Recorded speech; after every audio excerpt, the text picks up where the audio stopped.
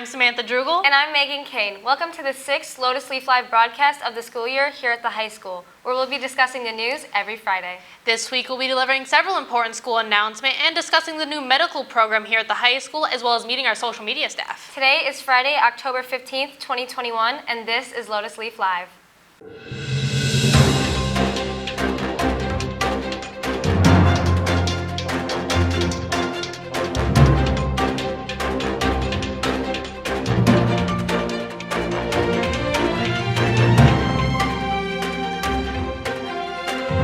National Honor Society is looking for officer candidates for all positions. To apply, check the NHS Google Classroom where all information for how to apply can be found. All materials must be submitted to Mr. Steele by October 17th. And a reminder that all statements for the intent to run must be signed by at least 2 other NHS members. On Monday night, Monroe Middle School announced a new rule that any students K through 8 will only be allowed into the stadium for MHS football games if they are accompanied by a parent or guardian. This parent or guardian must also be with them at all times. Any unsupervised students will be removed from the stadium. Now for the latest regarding yearbook. A yearbook survey will be available for students today in TFT. It will help generate content for the yearbook to get a better idea of what students would like to be included. Please be sure to complete this today. Seniors, please remember that your Senior Square materials are due by November 23rd. These materials include your senior picture, baby picture, and quote. Yearbook will also be offering free senior portrait opportunities to anybody who wants a senior picture but otherwise is unavailable to get one on time. Those dates and times will be available soon. If students or staff have any questions about the yearbook, please contact Mr. Trombley at trombley@monroe.k12.mi.us. If students are interested in joining the Young Republicans Club, they can stop by to see Ms. Knabush in D225. Students will have the opportunity to run for officer positions and meet with the elected officials in our community. Now on to national news. On Monday, the Texas Governor, Greg Abbott, issued an executive order banning all state entities, including private businesses, from enforcing vaccine mandates. He states that the COVID-19 vaccine is safe, effective, and our best defense against the virus, but should remain voluntary and never forced. All the talk lately has been the announcement of the newest recreation of Willy Wonka and the Chocolate Factory. The controversial part, however, has been Timothée Chalamet, casted as Willy Wonka himself. The movie is set to come out in 2023 and is said to include several musical numbers. League of Legends World started on October 5th in Europe and will continue through November 6th. 22 teams will compete for the top spot with a prize pool of $2,225,000. As of right now, the teams favored to win seem to be DWG KIA, Fan Plus Phoenix, and Fakers T1. As some of you may already know, MHS is now offering a higher level medical assistance for any student or staff who may need it. We decided to get an inside scoop on the new program. Take a look.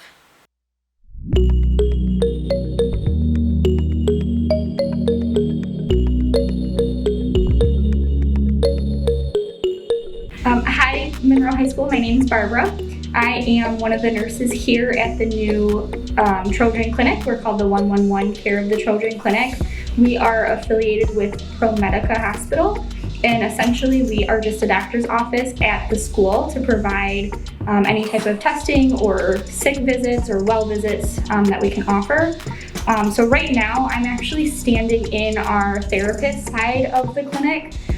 We will be getting a counselor in here pretty soon who will offer behavioral health and mental health counseling for the students and staff of the high school. So we are standing in the main room of the clinic. We are located in room D111, right next door to the attendance office.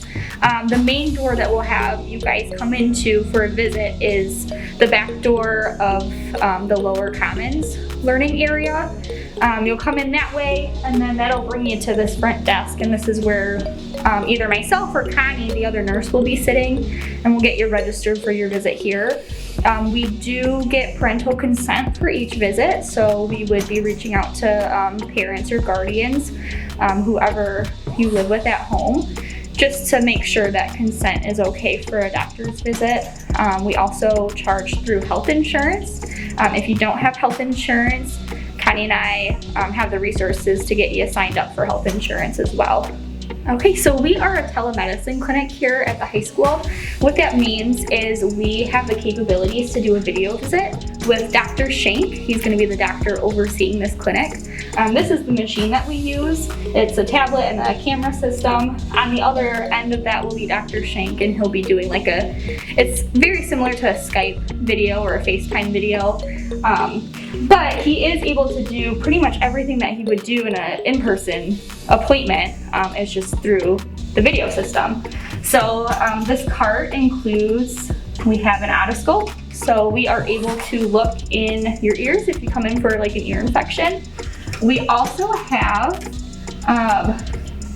another type of video camera system.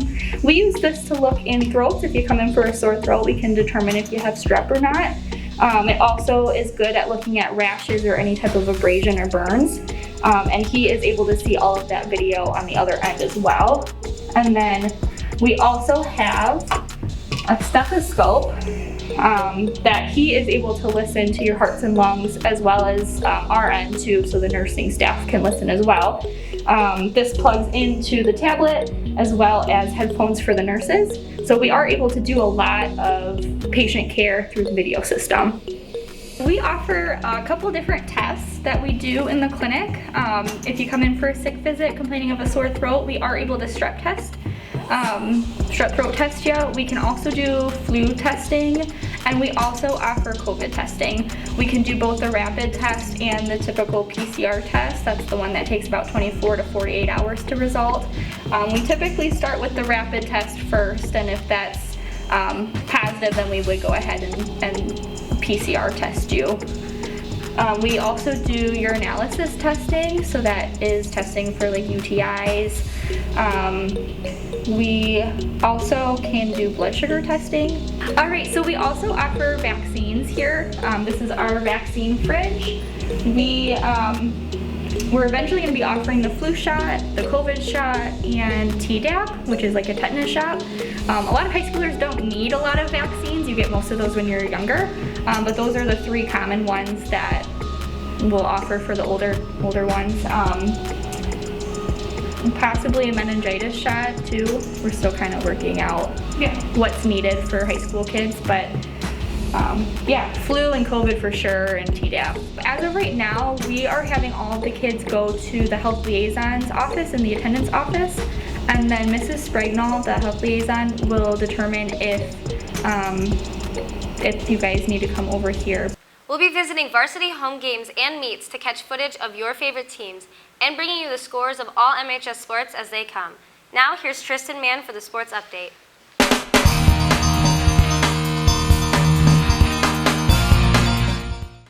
I'm Tristan Mann, keeping you up to date on all MHS athletics. Here's what you need to know on this weekly sports update.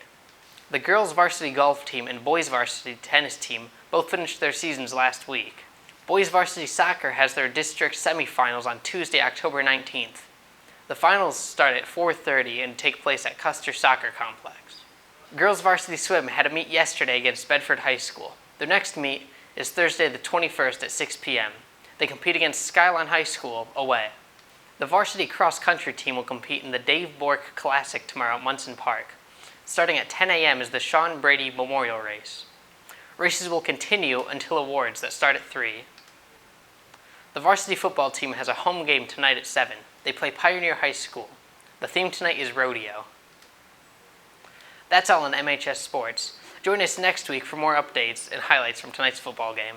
One of our reporters, Ajane Robinson, interviewed Miss McBroom and the club's president about this year's art club. Take a look.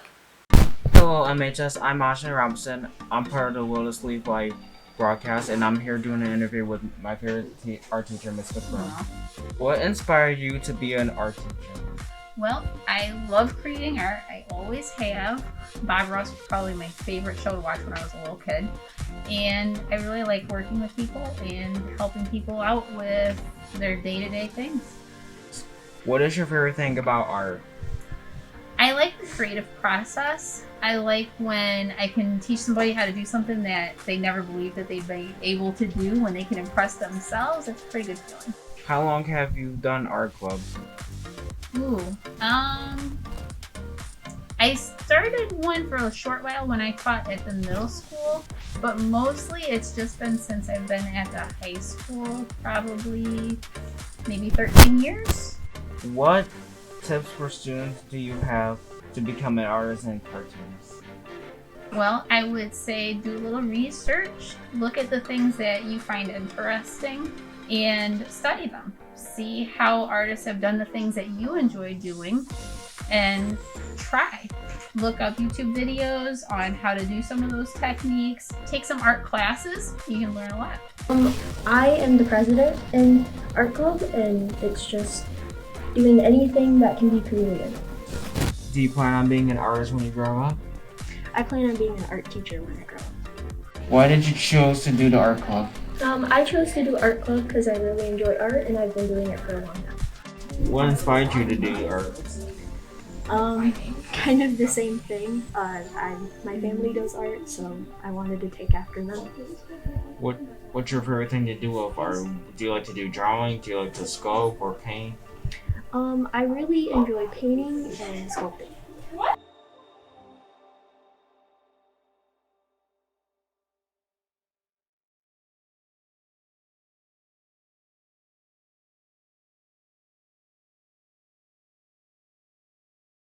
Each week, Lotus Leaf puts in so much hard work to bring you the information you need, so we decided to introduce you to our staff.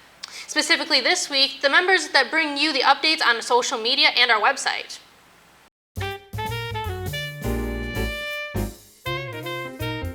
Hi, my name's Emmy. I'm a senior. I'm the chief social media and web editor, and I manage both our social media pages and our web page. So I interact with people on social media. So when you DM someone and you talk to them, it's me. And then I take pictures and post them there. I make graphics. I edit the graphics other people make. And then for our web page, I edit the stories that people write. I assign them those stories, and I just check up on the overall design of everything. Hi, my name is Mackenzie Longfellow. I'm a junior, and I'm an assistant social media and web editor on the Lotus Leaf staff. And I basically make graphics, write stories. I edit some stories with the chief, and then I go and cover a lot of events. Hi, I'm Autumn Knight. I'm a sophomore, and I'm on the Lotus Leaf staff. I mainly do reports about like movies and other entertainment that you might see on social media. Hi, I'm Peyton Renwick. I work in the social media outlet, and I'm a freshman. Tune in next week to meet our print staff. Well, that's all we have for you today. Join us next week when we introduce you to the Lotus Leaf staff. We will continue to keep our social media and website updated during these fast-changing times. Be sure to follow us on all of our social medias at Lotus Leaf Live. You can read the full stories and more on our website, lotusleaflive.com. I'm Samantha Drugel. And I'm Megan Kane. We hope everyone is staying safe, and we will see you next time. Thanks for watching.